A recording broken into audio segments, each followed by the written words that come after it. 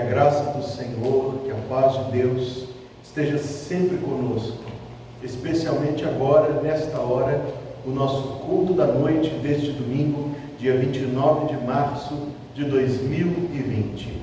A música que foi tocada, no seu verso diz: Cristo te estende a sua forte mão. E nós estamos reunidos esta noite, nos lembrando do texto bíblico que diz: a mão do Senhor não está encolhida, para que não possa salvar, nem ensurdecido o seu ouvido, para que não possa ouvir. Nós nos reunimos virtualmente, mas na presença de Deus, para prestar a Deus culto, adoração, render-nos, prostrar-nos espiritualmente perante o Senhor e para ouvirmos a sua voz no nosso coração pela proclamação do Evangelho. Para tudo isso, então, eu te peço que se una a mim nesta oração, curve comigo a sua fronte, feche comigo os seus olhos e juntos oremos a Deus. Ó Senhor, Deus poderoso, Deus de graça e Deus de amor, que enviou Jesus Cristo ao mundo para salvar os pecadores, que deu o teu próprio Filho como preço da nossa redenção, que derramou, Deus, o sangue do Cordeiro inocente como substituição dos nossos pecados. Senhor Deus, por todas estas coisas e por tantas outras, nós te adoramos, nós te louvamos, nós nos prostramos na tua presença e bendizemos o nome do Senhor. Ó Deus, que tu sejas engrandecido aqui neste lugar, agora e em todo lugar, Senhor Deus, onde os crentes se reúnem, presencial ou virtualmente, para a adoração. Senhor Deus, que tu sejas engrandecido. E agora, Senhor Deus, que estamos reunidos mais uma vez neste domingo, para novamente adorar o Senhor, para novamente te buscar e para novamente ouvir a tua palavra, nós, ó Deus, oramos a ti, pedindo que abençoes este culto, assim como abençoaste o culto da manhã, ou ainda mais segundo a tua vontade. Que muitas pessoas, ó Senhor Deus, acessem a transmissão deste culto e se unam a nós nesta hora, ou muitas outras venham a ter contato, Senhor Deus, com este vídeo nos dias posteriores, mas que de uma forma ou outra, o que aqui será feito agora, seja um instrumento do Senhor, para a glória de Jesus Cristo, para a edificação desta igreja e de todos os que vierem a participar desta hora e para a proclamação do Evangelho a cada coração. Dá-nos, ó Deus, um coração receptivo, propício para ouvir o Senhor. Ensina-nos a te adorar, Deus, como convém, em espírito e em verdade, e dá-nos, ó Deus de amor, bênção, para que ao final desta hora sagrada de culto, estejamos todos cheios de alegria espiritual, cheios de fervor e de gratidão, cheios da tua palavra, cheios do teu espírito, cheios, ó Deus, de bênçãos que contaremos a cada momento para o nosso conforto e para a tua honra e para o teu louvor. Seja assim, ó Deus, nós pedimos, em nome de Jesus, por causa de Jesus e para a glória do Senhor Jesus Cristo. Amém. Há um boletim para este culto. Talvez você, membro da igreja, tenha recebido pelo WhatsApp. Peço que você encaminhe para os seus convidados também pelo WhatsApp.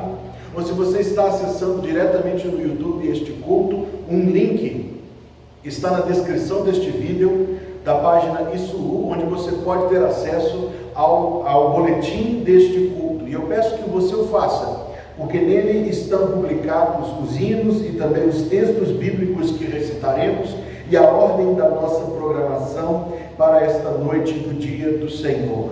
Nós vamos começar o nosso culto lendo o que está escrito na carta de Paulo aos Gálatas, capítulo 6, verso 14. Se você puder, leia comigo. Mas longe de mim esteja a gloriar-me, a não ser na cruz de nosso Senhor Jesus Cristo, pela qual o mundo está crucificado para mim e eu para o mundo. Amém.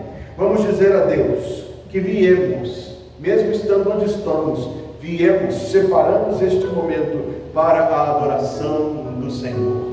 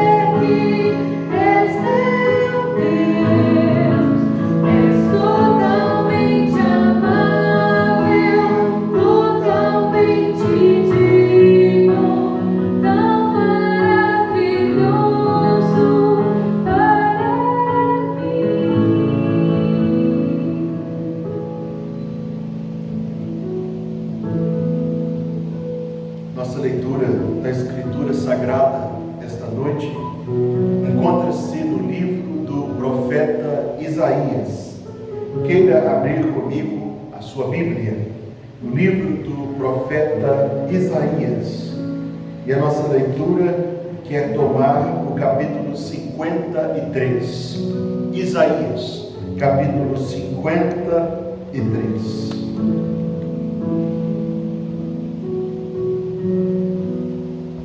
Para contexto, nós começaremos a leitura no capítulo 52, verso 13. Eis que o meu servo procederá com prudência, será exaltado e elevado e muito sublime, como pasmaram muitos à vista dele, pois o seu parecer estava tão desfigurado, mais do que o de outro qualquer, e a sua figura mais do que as dos outros filhos dos homens. Assim borrifará muitas nações, e os reis fecharão as suas bocas por causa dele, porque aquilo que não lhes foi anunciado verão, e aquilo que não ouviram entenderão.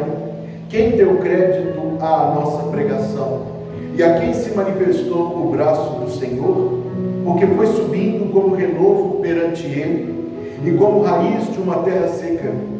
Não tinha beleza nem formosura, e olhando nós para ele, não havia boa aparência nele, para que o desejássemos. Desprezado, e o mais rejeitado entre os homens, homem de dores e experimentado nos sofrimentos, e como um de quem os homens escondiam o rosto, era desprezado, e não fizemos dele caso algum.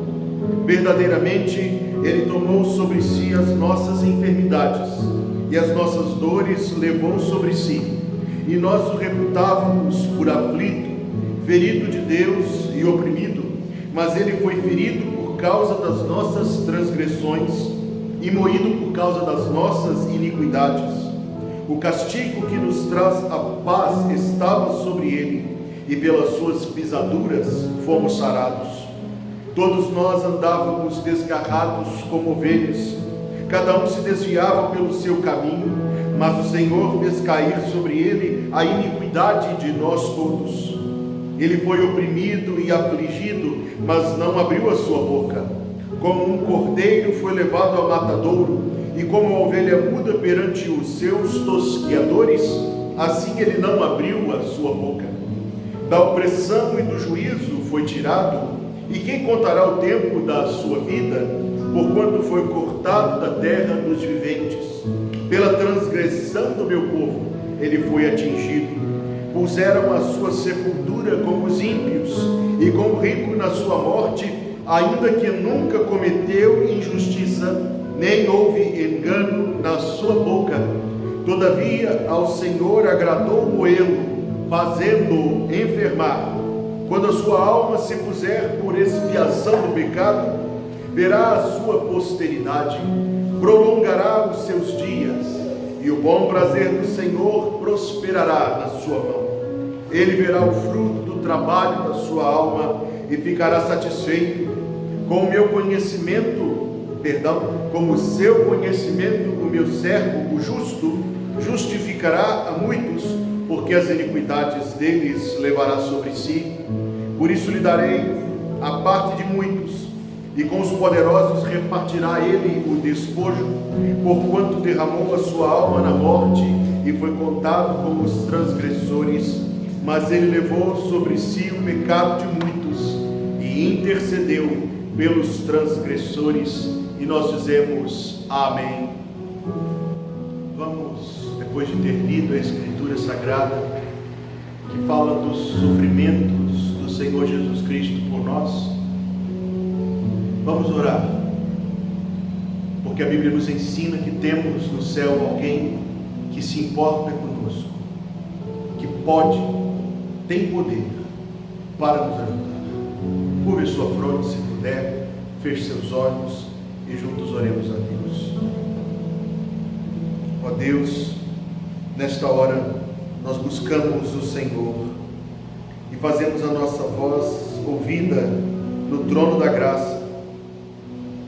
Como, Senhor Deus, criaturas que clamam pela ajuda do Senhor, sabendo, ó Deus, que o Senhor é um Deus pronto a nos ajudar, que buscamos, ó Deus, o teu favor, sabendo que tu és um Deus rico em graça, e que não, Senhor Deus, renegas as bênçãos,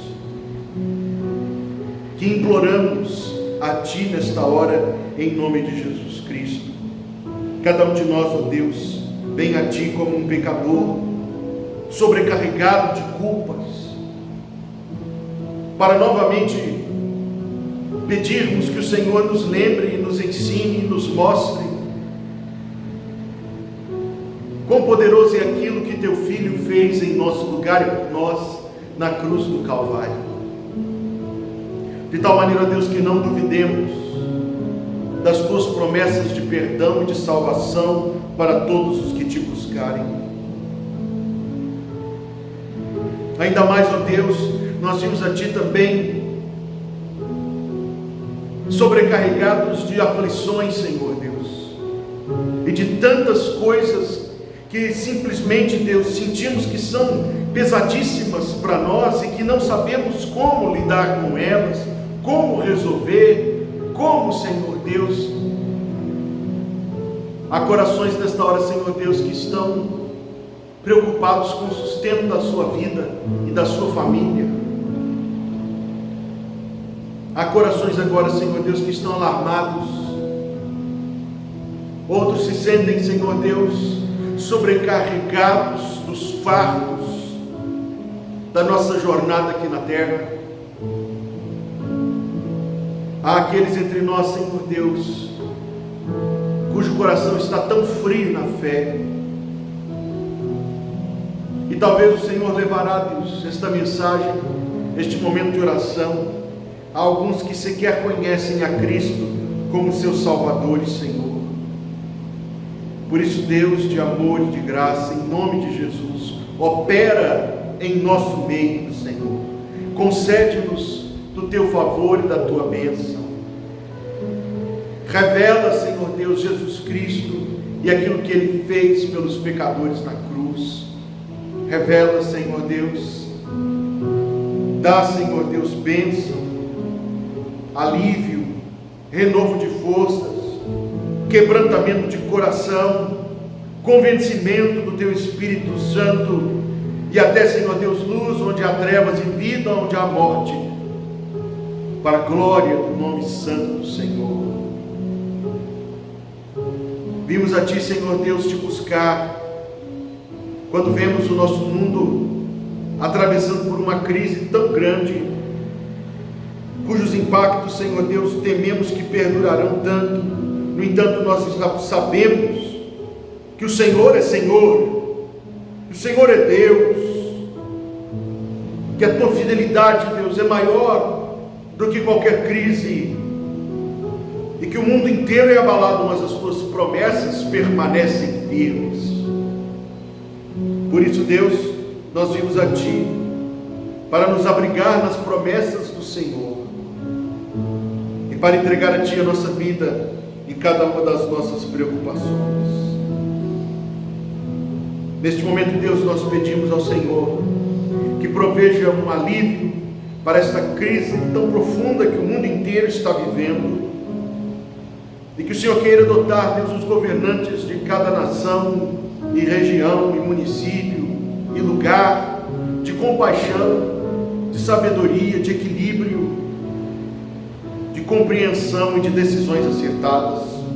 Oramos pelo prefeito da nossa cidade, oramos, Deus, pelo governador do nosso estado, oramos pelo presidente deste país, oramos, Senhor Deus, por aqueles ao lado destes homens e mulheres que o Senhor colocou em posição de responsabilidade tão grande. Não sabemos, ó Deus, quem nestes altos lugares é crente e quem não é, mas oramos pela salvação de cada um, Deus. E oramos, Senhor Deus, pela salvação dos nossos familiares que ainda estão distantes do Senhor. Oramos, Senhor Deus, pela salvação dos nossos vizinhos e amigos. Oramos, Senhor Deus, que neste tempo o Senhor use da internet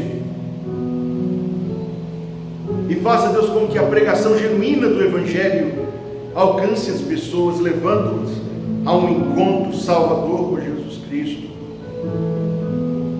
Oramos, Senhor Deus, por cada pessoa que compõe esta igreja, pedindo que a todos nós o Senhor proteja e para cada um de nós o Senhor proveja. E oramos a Deus também, pedindo, Senhor, que o Senhor faça abreviar este tempo e que em breve tenhamos a alegria de nos reunir como família de Deus e como corpo de Cristo aqui neste lugar para a adoração do Teu Filho. Mas dá-nos sempre o conforto do Teu Espírito, Deus. Dá-nos sempre a segurança das Tuas promessas. E prepara o nosso coração para ouvir a Tua voz neste culto da noite. Senhor Deus, em nome de Jesus, aceita-nos, apesar das nossas muitas falhas e pecados. Conforta-nos, confronta-nos, corrige-nos, guia-nos e dá-nos graça para andar na Tua presença e em comunhão com o Senhor agora e em todo o tempo. Nós oramos em nome de Jesus. Amém. Coloque-se em pé outra vez, querido irmão, querida irmã, e fazendo uso deste boletim que lhe foi dado, vamos cantar o hino 395 do Inário para o Culto Cristão. Quero estar ao pé da cruz, de onde rica fonte corre franca, salutar do Calvário monte. Sim na cruz sempre me glorio, e descanso encontrarei, salvo além do rio.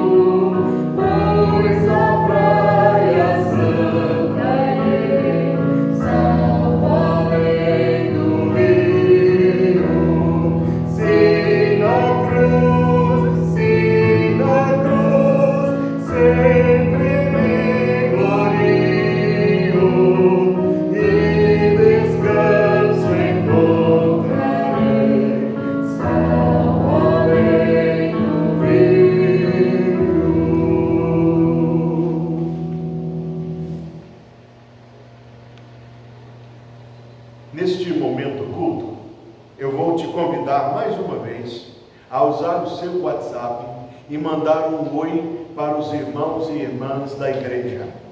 É o nosso momento dos cumprimentos no culto, e eu acho que nós podemos fazer uso assim, mandando nos grupos e mandando para os amigos que você está com saudade de rever, aquele oi, e você pode comentar também aí no vídeo, dizendo que está participando do culto nesta hora. E que bênção será ter a sua presença registrada assim, e nós nos sentiremos como se estivéssemos aqui, guardados as devidas proporções, juntos, adorando a Deus. Alguns breves destaques que nós queremos trazer aos irmãos. Um deles, amados irmãos, é que apesar desta suspensão temporária de nossas atividades presenciais, a igreja continua a ter o seu ministério desenvolvido pelas mídias virtuais. Você está participando deste culto à noite, assim como Deus nos abençoou com o culto no domingo pela manhã. Na quarta-feira nós estaremos ao vivo, reunidos às 19h30, para o nosso culto de oração e estudo bíblico.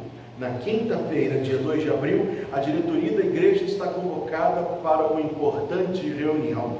Na sexta-feira, dia 3 de abril, nós estaremos novamente reunidos na classe da escola bíblica, continuando o estudo da última sexta-feira. E assim também manteremos até que Deus permita que a igreja volte a se reunir.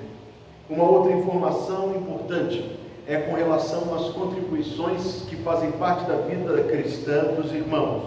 A igreja tem orientado aqui os dízimos, as ofertas para missões, as ofertas para compra de Bíblias, para beneficência, para tantas outras destinações e para a construção também, sejam depositadas nas contas bancárias da igreja. Neste boletim que você está fazendo uso em PDF, no cabeçalho dele está o CNPJ, os dados bancários da igreja, assim como também na descrição deste vídeo e pedimos que você disso faça uso.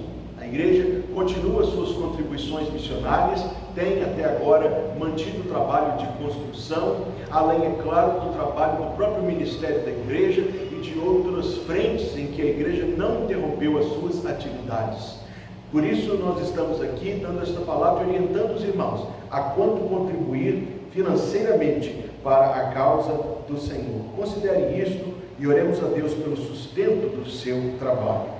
Peço que você novamente se ponha em pé e juntos nós vamos cantar o hino 132 do Inário para o Culto Cristão, também publicado neste folheto que você recebeu. Rude Cruz se erigiu.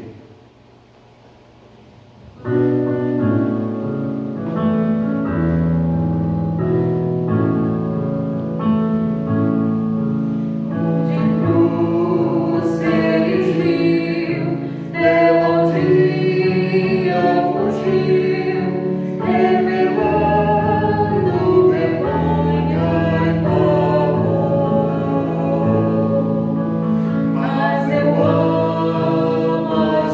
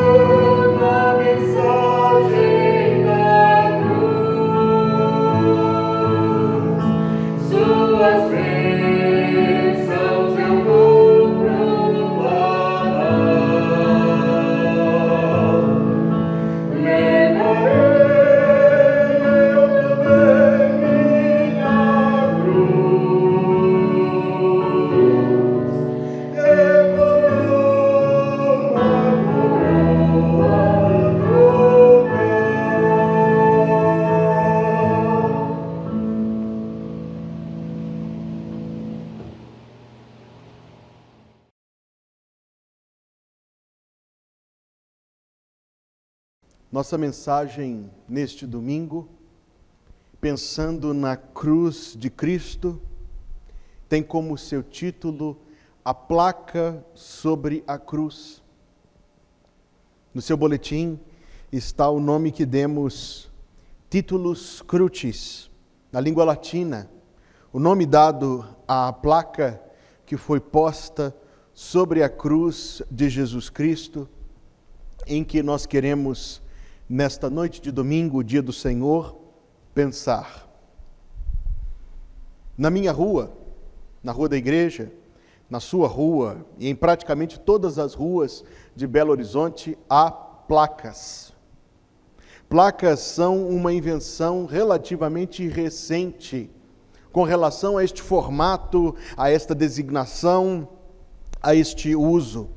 Segundo encontrei pesquisando, foi em 1863 que um membro do parlamento britânico propôs a criação de placas no padrão que nós hoje conhecemos.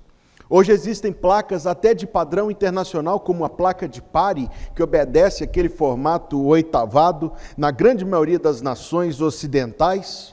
Assim como na grande maioria das nações ocidentais, elas são postas de acordo com certos padrões de localização, a haste, o poste sobre a qual ela é posta, bem como o seu propósito, a sua finalidade. Isto, é claro, eu estou me referindo à sinalização vertical de trânsito, que são as placas que nós mais encontramos. Mas existem outros tipos de placas, existem placas memoriais, placas sinais, placas de honraria, placas informativas, placas de identificação. Quando você entra numa rua, você procura pela placa, ou afixada num prédio, aqui em Belo Horizonte, se for uma daquelas placas azuis escuras mais antigas, ou pelas placas na esquina que trazem os nomes das ruas, a altura numérica, para saber onde estamos.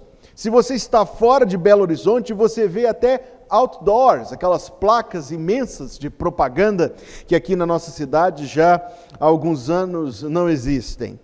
Estamos apenas esquentando aqui o nosso pensamento. Eu gostaria de trazer, por exemplo, também para pensar nisto, que as placas, no sentido de escritos informativos, são praticamente tão antigas quanto a escrita. A história humana é cheia de escritos postos para que quem passasse, visse, obtivesse informação. Veja, por exemplo, as ruínas das grandes construções do Egito.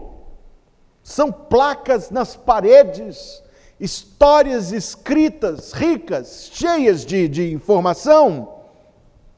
Na Bíblia, o profeta Abacuque recebeu de Deus uma ordem que ele escrevesse com letras tão grandes, que até quem passasse correndo conseguisse ler o anúncio da sua profecia. Os povos antigos faziam os seus escritos em colunas, faziam seus escritos em monumentos, faziam seus escritos nas paredes dos mausoléus e dos templos. Portanto, tão antiga quanto a escrita é a comunicação escrita, são as placas. Para conveniência, um grande número delas tem um símbolo convencionado, um símbolo que pode, para aquele que conhece o significado, permite a imediata identificação e a resposta de acordo com a identificação. No nosso país, as placas têm a finalidade de regular a ação humana. Pense nisso por um minuto e pense na consequência, talvez fatal, se não grave, de ignorar uma placa. Você pode correr o risco, ser corajoso o suficiente para isto, para não obedecer uma placa de pare, mas o risco é alto. E mesmo que você escape, a consequência é tremenda. Placas são importantes. Placas não são feitas para serem ignoradas. E esta noite nós queremos olhar rapidamente para uma placa, talvez a placa mais importante da história. Nós queremos olhar para um sinal, talvez aquele de todos o mais digno de nossa consideração e o mais grave em se ignorar. Queira ver comigo a Bíblia no Evangelho de João, capítulo número 19. Evangelho de João, capítulo número 19. E nós queremos começar a nossa leitura no verso número 17. Evangelho de João, capítulo 19, verso número 17. E levando ele, Jesus, às costas a sua cruz, saiu para o lugar chamado Caveira, que em hebraico se chama Gólgota, onde o crucificaram, e com ele outros dois, um de cada lado, e Jesus no meio. E Pilatos escreveu também um título, eis a placa que nós devemos atentar, e pô-lo em cima da cruz. E nele estava escrito, Jesus Nazareno, o Rei dos Judeus. E muitos dos judeus leram este título, porque o lugar onde Jesus estava crucificado era próximo da cidade, e estava escrito em hebraico, grego e latim. Diziam, pois, os principais sacerdotes dos judeus a Pilatos, não escrevas o Rei dos Judeus, mas que ele disse, sou o Rei dos Judeus. Respondeu Pilatos, o que escrevi, escrevi. Que Deus nos dê graça para compreender a sua palavra. A placa sobre a cruz de Jesus Cristo, a placa mais importante da história, a placa que foi posta sobre a cruz do meu Salvador. O seu escrito era simples, o seu nome, a sua origem e a confissão involuntária da sua alta posição e de quem ele verdadeiramente é. O seu nome, Jesus. A sua origem, Nazareno. E aquilo que foi posto como escárnio e como acusação, mas que era a declaração da plena verdade, Jesus Nazareno, o Rei dos Judeus. Era isto que estava escrito naquela placa. No ano 313 da era cristã, supostamente, a imperatriz Helena, mãe do imperador Constantino, que fez buscas nos escombros da cidade de Jerusalém, que tinha sido soterrada no ano 70, teria supostamente encontrado, próximo da cruz, que supostamente era a cruz original, um fragmento do Titulus Crucis, da placa que estava sobre a cruz do Salvador. Um pedaço, no qual hoje não se pode ler nada, mas que as máquinas capazes conseguem identificar escrito em grego, latim e pequenos traços da língua hebraica, Nazareno R, a primeira letra da palavra rei. Esta placa está na cidade de Florença, na Chiesa di Santa Croce, ou a Igreja da Santa Cruz. É bem verdade que não recomendo a ninguém ir à Itália, não por enquanto, não enquanto essa crise durar, mas quando a crise acabar e você for a Florença novamente, tire uma foto e mande para o pastor. Supostamente, você estará diante da placa que era a placa original, que foi de fato posta sobre a cruz do Senhor, do Salvador Jesus Cristo. Esta placa, mais importante que qualquer outra placa, que chama a nossa atenção esta noite, quando nós queremos de forma simples e rápida meditar no seu significado e dizer em primeiro lugar, o Titulus Crucis, a placa sobre a cruz, é um sinal de inocência, é um sinal de inocência. Não houve, meu amado e meu querido, forma de execução mais tremenda, mais terrível, mais cruel, mais violenta, mais torturante do que a crucificação. Mas observe que em 100% dos casos, exceto um, pelo que sabemos, era uma execução. Não era uma morte oferecida ou dada sem razão, era a execução de um criminoso condenado. Os que apreciam a história antiga sabem que o escravo Espartaco, que liderou uma rebelião de escravos contra o opressor e injusto sistema romano, e que quase venceu a batalha, Foi, no entanto, subjugado e vencido no último momento, e ele e todos os que o acompanhavam, todos, foram crucificados na via principal que levava à cidade de Roma, e os seus corpos ali pendurados e ali deixados como um espetáculo de violência, como uma cena horripilante, com o propósito de que servissem de lição, com o propósito de que quaisquer pessoas passando ali temessem, se amedrontassem diante do poder e da vingança dos romanos. A crucificação era muitíssimo cruel, mas era uma execução. A lei romana, até onde a história preserva, estipulava que o crucificado tivesse acima de si uma placa, e nessa placa deveria ser escrita a acusação pela qual este executado tinha sido condenado. O Senhor Jesus, que foi crucificado com 2 homens, um à sua direita e outro à sua esquerda, naquelas 2 cruzes havia sinais, e nos sinais estava escrito latro, ladrão, criminoso, salteador. E nós só podemos pensar, no limite que nos é dado da imaginação, que deveriam ser criminosos já reincidentes e contumazes, porque a pena era muito maior do que qualquer roubo. Por isso a história nos acrescenta aqui, dizendo que eram rebeldes, que eram homens que tinham cometido insurreição violenta contra o Império Romano. De toda forma, meus amados irmãos, quem passasse ali, e o texto bíblico nos diz que era próximo da cidade, quem passasse ali, homem ou mulher, velho ou criança, não sei de onde, não sei quem, todos os que passaram ali leram que aqueles homens eram ladrões e que estavam sendo crucificados por causa do seu crime.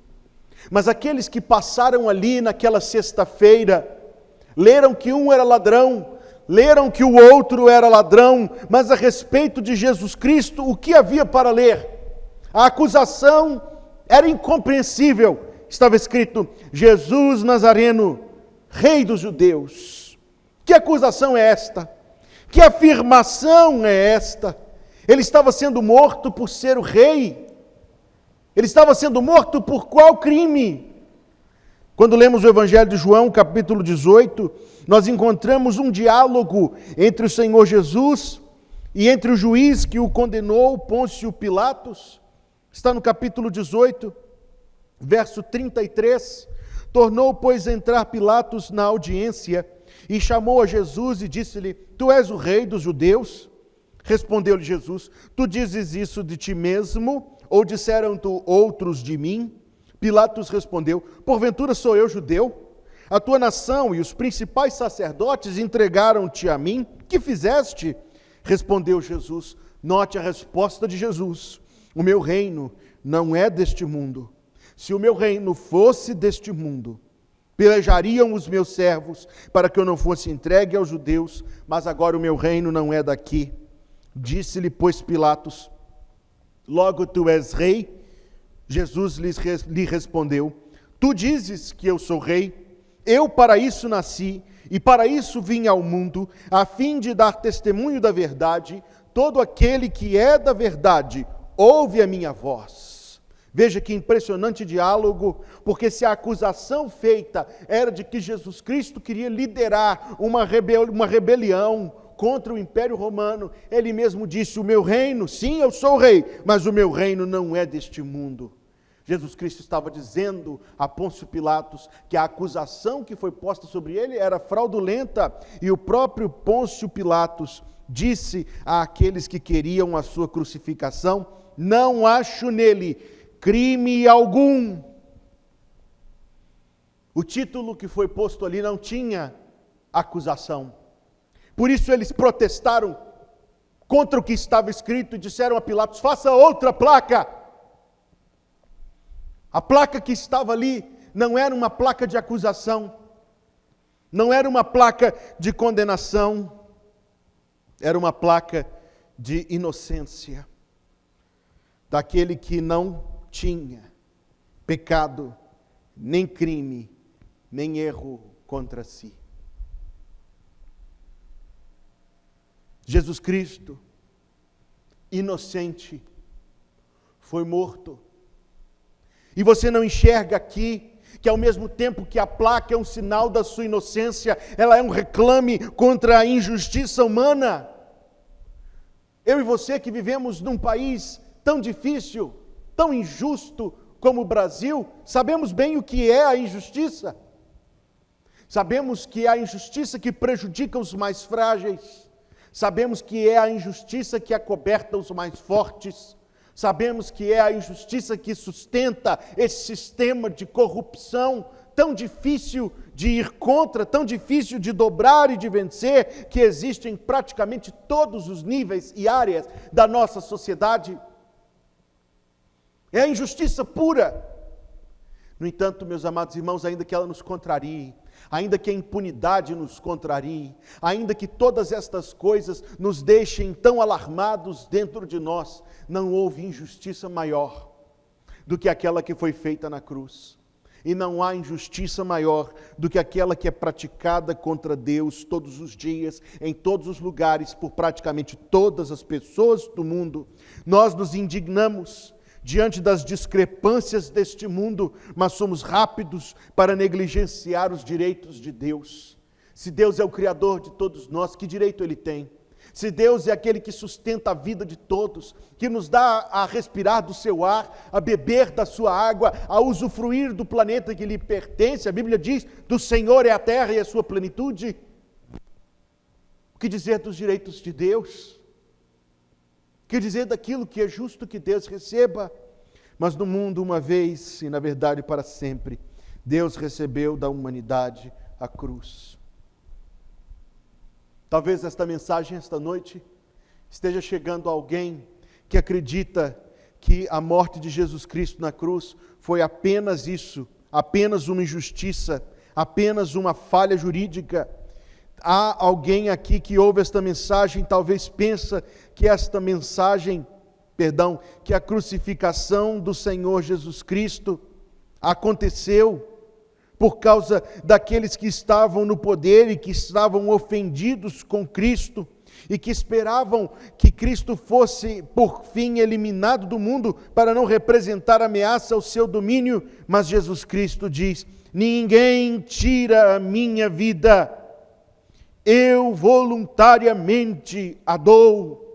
Tenho poder para dá-la, tenho poder para reavê-la. Jesus Cristo disse: ninguém tira minha vida, eu a dou.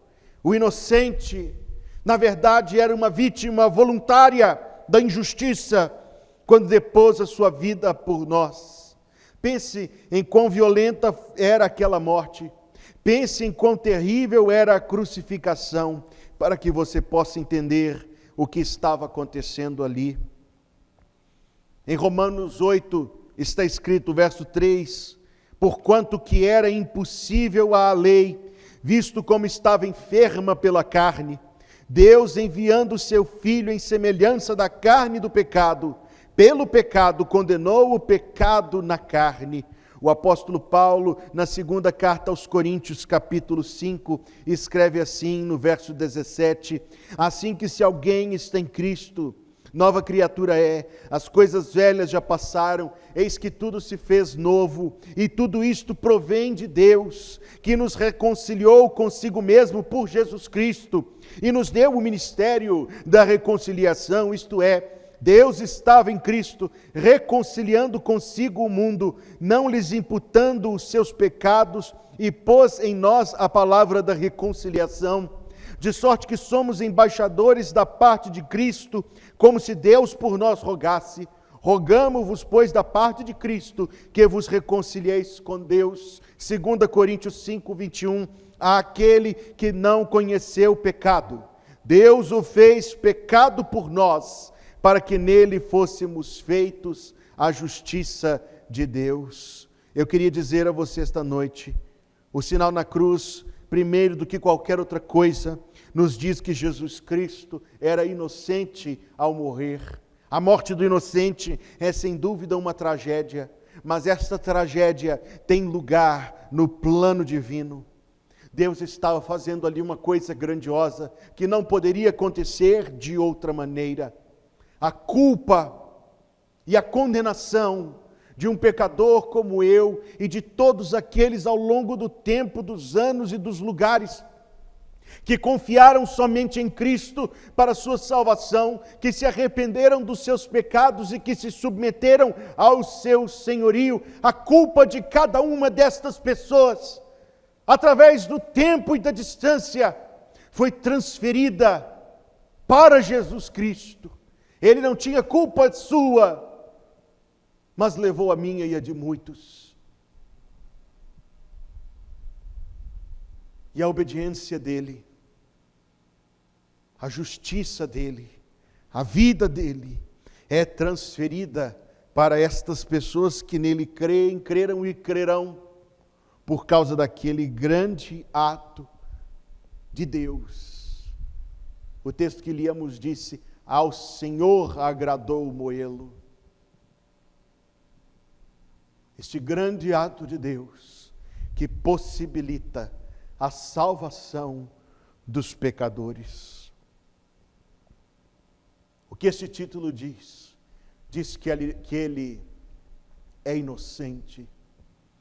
E diz que a morte do inocente, a injustiça das injustiças, é uma prova e é um ato de Deus, do amor de Deus, para a salvação, para a isenção da pena dos pecadores.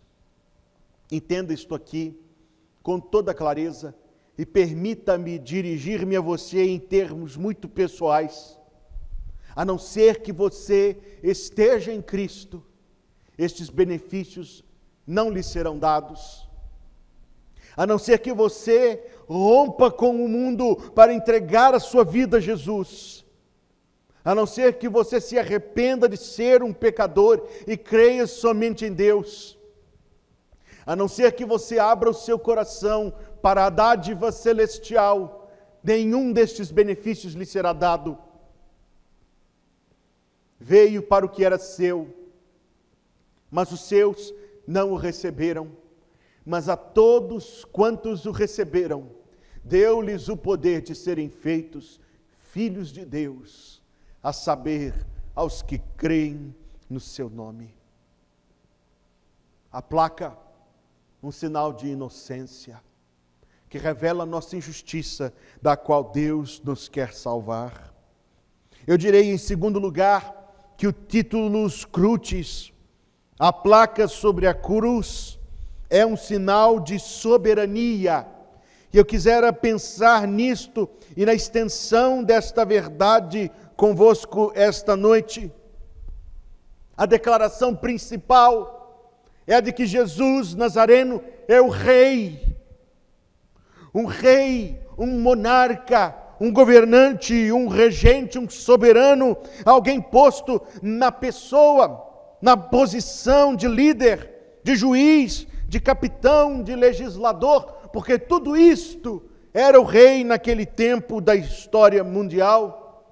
E esta afirmação completa sobre Cristo foi posta ali sobre a cruz. Mas nos parece um paradoxo que um rei, um monarca, esteja sofrendo o suplício e seja a vítima das vítimas naquela hora tão terrível. Eu queria que nós olhássemos então e que Deus nos ajudasse a compreender que até mesmo a crucificação é um ato da graciosa soberania de Deus. Deus soberano sobre aquele golpe que é infringido sobre o seu filho. A coisa mais gloriosa da cruz, a razão porque a cruz é um símbolo da fé cristã em todo tempo e lugar, a coisa mais bela e que transforma um instrumento de tortura num símbolo de vida, é que a cruz, com toda a sua vergonha, e com toda a sua violência, não estava fora dos propósitos santos, graciosos e salvadores de Deus. Comparo com você nesta hora a cruz, a espada de Golias. Golias cingiu a sua espada, tão grande, tão poderosa, e entrou em batalha. E sentindo o peso daquela lâmina que pendia do seu lombo, ele sentia confiança e satisfação em pensar que aquela lâmina estava ali para a morte do menino Davi. Golias colocou a espada confiante no seu lado naquela batalha, mas a espada não foi posta ali para Davi, mas para o próprio Golias, que com aquela espada cortou a cabeça do gigante, do campeão dos filisteus. Eu comparo com você nesta hora a cruz do Calvário, a forca que Naamã levantou na sua casa nos dias da rainha Esther. Ele levantou uma forca, e a forca era para enforcar Mardoqueu. Mas quem morreu naquela forca? Naamã e não outro. Aquele que levantou a forca morreu pendurado nela. Aquele que embainhou a espada morreu pela lâmina da sua própria arma. E Satanás quis vencer Jesus Cristo na cruz. Atiçou as forças mais profundas do ódio no coração humano. Entrou no coração de Judas, como a Bíblia diz, que vendeu Jesus Cristo. Armou todo aquele espetáculo no céu e na terra. A cruz pareceu a vitória de Satanás, mas assim como Golias e assim como Naamã, Satanás armou a cruz para vencer, e na cruz Satanás foi vencido, despejado, destronado e despido. A cruz é um instrumento da soberania de Deus sobre a circunstância. A cruz é um instrumento da soberania de Deus sobre o próprio Deus. Aqueles que passavam, provocavam o Senhor Jesus e diziam: desce, e se tu desceres, creremos em ti. E eu tenho certeza, dadas as condições em que ele se encontrava, já agredido, já perfurado, que descer da cruz seria algo grande. Requereria muito poder descer da cruz. Requereria muito poder invocar as 12 legiões de anjos que ele disse que poderia ter chamado. Seria necessário muito poder para num só ato vencer todos os seus opositores. Sim, muito poder, mas muito mais poder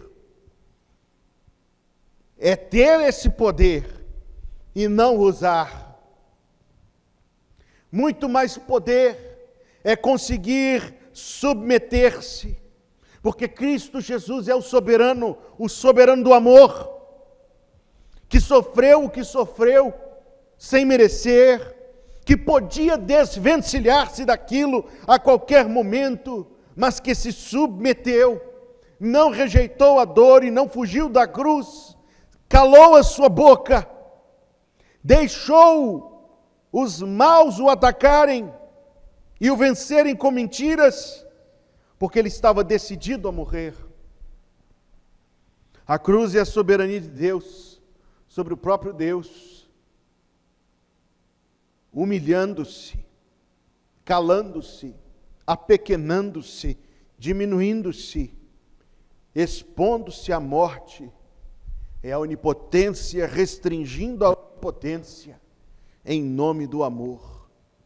Nem mesmo o poder que ele tinha de descer da cruz, nem mesmo o poder que ele tinha de chamar 12 legiões de anjos, nem mesmo o poder que ele tinha de vencer a todos aqueles num só ato, nem todo esse poder foi maior que o poder do seu amor para salvar os pecadores.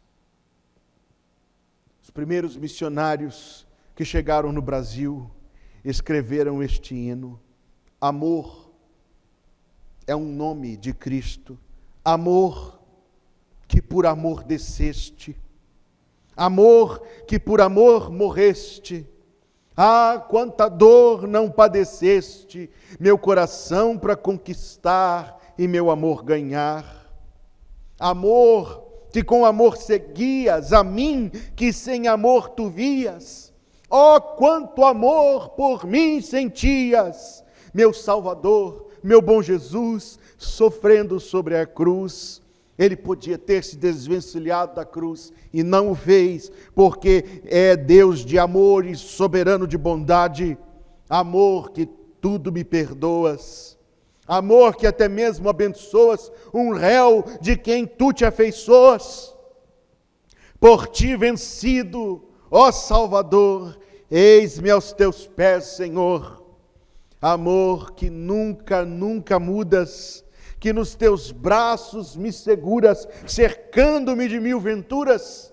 Aceita agora, Salvador, o meu humilde amor. O título na cruz mostra que o rei aceitou tudo aquilo sobre si, porque ele tinha um propósito que para ele valia mais do que a sua vida. Ele tinha um propósito que para ele valia mais do que a sua dor. Ele tinha um propósito que dirigiu toda a sua vida, a salvação dos pecadores. Você que está ouvindo esta noite, você pode dizer que é salvo? Você que está ouvindo esta noite, você pode dizer que já entregou a Jesus a sua vida e o seu coração?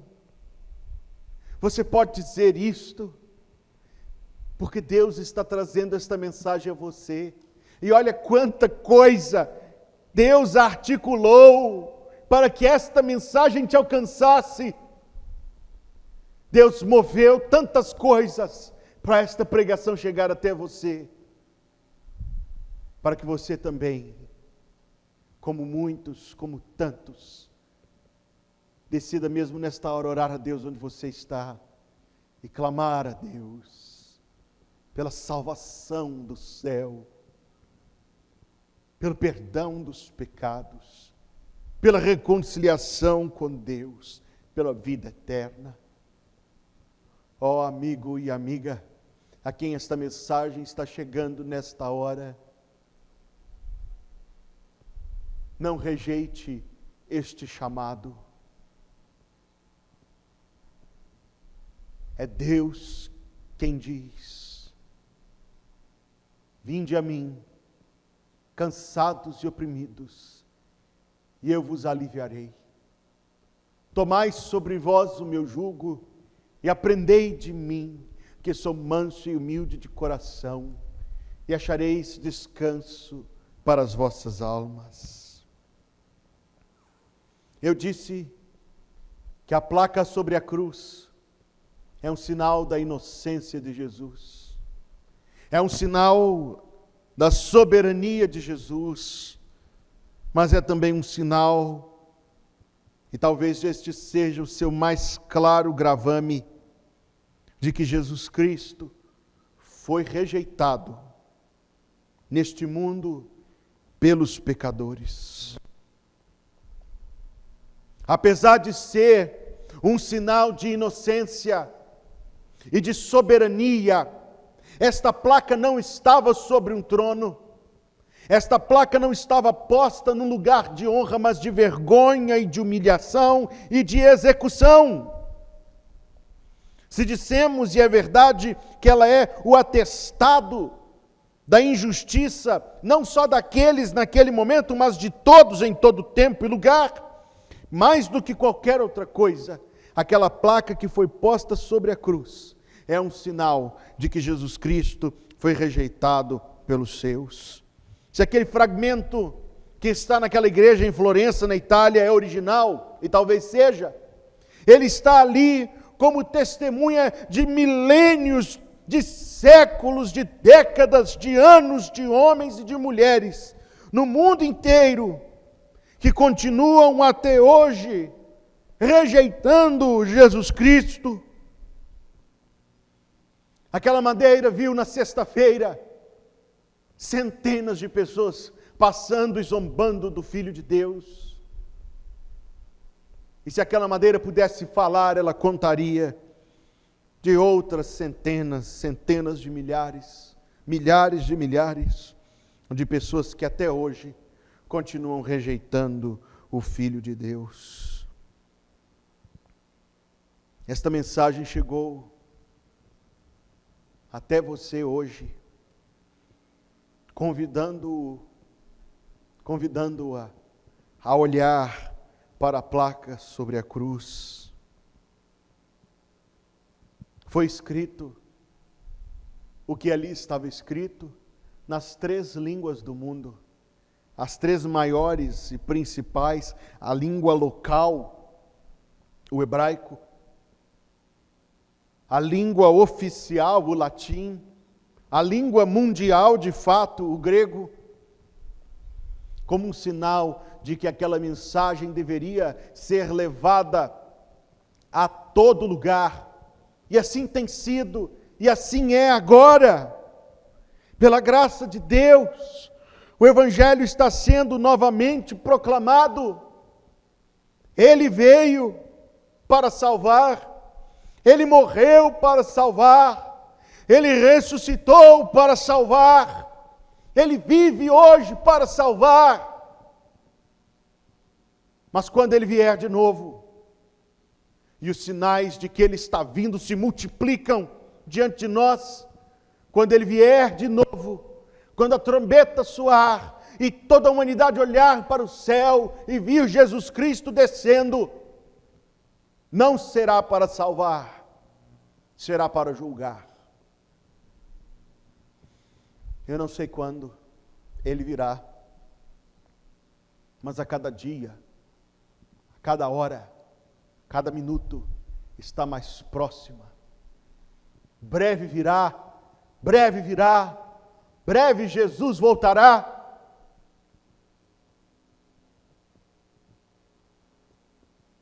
Quando Ele vier, como Ele te encontrará? Alguns ficaram espantados. Viveram toda a sua vida dizendo que isto era uma lenda. E olharão estupefatos para o céu e amargos da sua própria incredulidade. Outros olharão com tristeza e dirão: eu fui avisado, mas eu deixei para depois. Outros dirão: eu frequentei uma igreja, mas depois eu quis sair. Outros dirão: meu pai e minha mãe eram crentes, mas eu não sou. Haverá espanto, haverá tristeza e haverá alegria incomparável quando Ele vier, a alegria daqueles que mesmo hoje estão esperando por Ele. O que você sentirá quando esta hora chegar? Como você responderá a esta mensagem, olhando de novo para a cruz, onde o Filho de Deus agonizou e sofreu pelos pecadores? Como você responderá? Você descartará? Você vai sair deste vídeo? Você vai deixar para depois, mais uma vez? Estou esperando, você dirá, eu parar de fumar, eu parar de beber. Estou esperando que isto ou aquilo na minha vida aconteça. Eu estou esperando a juventude passar. Não seja tolo. Não seja tolo. Troque tudo isso por Jesus Cristo e você ganhará muito. Como você responderá a esta mensagem? Você entregará a sua vida a Jesus como seu Salvador e Senhor? Digo diretamente a você: faça isto. E você encontrará a bênção, a alegria, a felicidade de ser um salvo. Se você é um crente, você renovará a sua dedicação a Jesus diante de tudo que Ele fez por você. Faça isso. Faça isto. Ore a Deus agora e dedique novamente a sua vida a Jesus. E que Deus, esta noite, leve muitos à salvação e leve todos ao quebrantamento, olhando para a cruz de Jesus. Pilatos escreveu um título e pô-lo em cima da cruz, e nele estava escrito: Jesus Nazareno, o Rei dos Judeus. E muitos dos judeus leram este título, porque o lugar onde Jesus estava crucificado era próximo da cidade e estava escrito em hebraico, grego e latim. Diziam, pois, os principais sacerdotes dos judeus a Pilatos: não escrevas o Rei dos Judeus, mas que ele disse: sou o Rei dos Judeus. E respondeu Pilatos: o que escrevi, escrevi. Vamos orar a Deus. Ó Deus e Senhor, obrigado pelo culto desta noite e por esta reunião virtual do povo de Deus para a adoração e para a pregação da Tua Palavra. Obrigado, Deus, por este texto que o Senhor separou para nós hoje, e obrigado, Senhor, novamente, obrigado eternamente por aquilo que Teu Filho fez em nosso lugar na cruz do Calvário. Mas renova, Deus, sobre todos e sobre cada um a graça do Senhor, para que nos seja dada compreensão, Deus. Dá a muitos a salvação, dá a todos o quebrantamento de coração, para que possamos, ó Deus, ao ouvir a Tua voz, na Tua palavra escrita, nos render ao Senhor e estar na Tua presença. Agora, Senhor, que terminamos este culto, que o Senhor nos despeça com a Tua bênção, que o Teu favor nos acompanhe a cada dia, que tenhamos, ó Deus, a bênção de andar na Tua presença e em comunhão contigo, e que tudo, Senhor, que aqui for feito em nossa vida e a cada dia, seja feito na Tua presença e para a glória do Teu nome santo. Dá-nos, ó Deus, que o Teu Espírito Santo continue a ministrar ao nosso coração e continue a ensinar aquilo que temos ouvido na Tua palavra. E que o Senhor te abençoe e te guarde. O Senhor faça resplandecer o seu rosto sobre ti e tenha misericórdia de ti. O Senhor sobre ti levante o seu rosto e te dê a paz. Amém. Muito obrigado por você ter participado conosco desta hora de culto. Nós queremos agradecer os irmãos que se deslocaram voluntariamente dos seus lares para trabalhar enquanto estávamos aqui. O irmão João Marcos, que tem prestado um serviço absolutamente impossível de nós avaliarmos e de agradecermos, enquanto temos transmitido os cultos e os outros trabalhos da igreja pela internet. A irmã Luana, o irmão Shelder, a irmã Ana Luísa, cada um deles cooperando diferentemente para a boa fruição deste trabalho. Nós continuaremos a nos reunir virtualmente até que Deus permita que nos reunamos presencialmente. Faça-se presente. Nas quartas-feiras, às 19h30, ao vivo, o culto de oração. Na sexta-feira, às 19h30, a escola bíblica. E no domingo, às 10h30 da manhã e 19 horas, os nossos cultos a Deus. Faça-se presente e assim usufruamos dos benefícios da vida cristã, da adoração coletiva e da exposição da palavra.